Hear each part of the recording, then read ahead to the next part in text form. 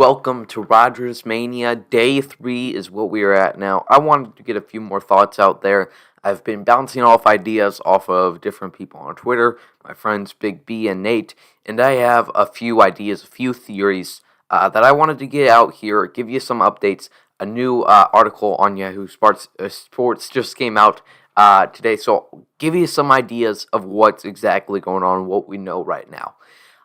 Let's start off with how this what was the main thing? What was the thing that made this pot overflow? Because obviously the main clinch, the thing that sets it all off is Jordan Love, the selection of Rodgers' replacement. But Rodgers has gone on in all of his press conferences and all of his appearances on the McAfee show. He's in this new state of mind. He's accepting what he cannot control and just living his life carefree. And then all of a sudden, this comes out, and it sure looks like he's trying to control something that he can't control. And I don't think what he was saying on Pat McAfee show, on all of his interviews this year, I don't think those were necessarily a lie. I do think that he was not okay with Jordan Love, but he was going to live with it. He knew what it was like to be Jordan Love. He knew what the organization was doing. He was that guy. And the way I think all of this starts is the contract extension talks that have been going on really since the end of the season. And I think the Packers, the thing that made this all set on fire, not necessarily the last straw, but the final match, I guess you could call it, was the Packers not refusing to offer Aaron whatever he wanted in contract negotiations, and I think that was commitment to him. He wants guaranteed money not only on this year, but the next 2 years, and he wants not to be a lame duck quarterback. He wants to know that he's going to be the quarterback for the Packers past this year. And honestly, with the current contract he has, even before this whole drama, you couldn't say that. And even if he signed an extension, no one could say how long Aaron Rodgers is going to be the starting quarterback for the Packers. A similar idea was proposed by Charles Robinson, who had a lot of sources on this article he put out this morning.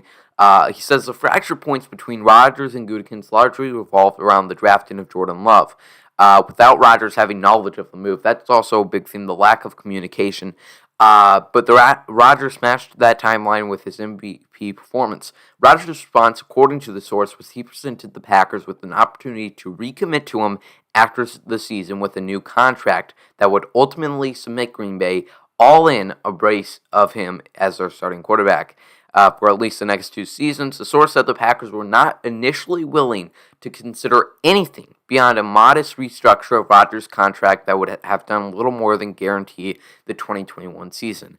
So I think during these contract negotiations, the Packers front office showed their hand, and they showed that they're certainly keeping their options wide open. Not only, hey, we're willing to inflict dead cap on us if we want to move on to Jordan Love, but they are really saying, look, we're pretty much settled. At some point over these next 2 years, we're going to move on to Jordan Love.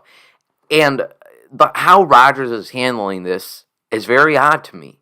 It's very odd.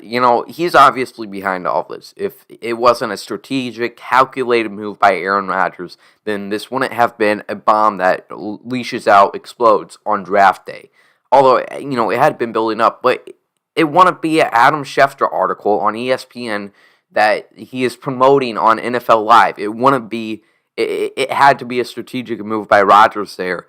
But at the same time, I don't understand him, but I can see what he was thinking. I don't agree with it, but the reason he's pulling off a Favre-like saga is because he knows he can.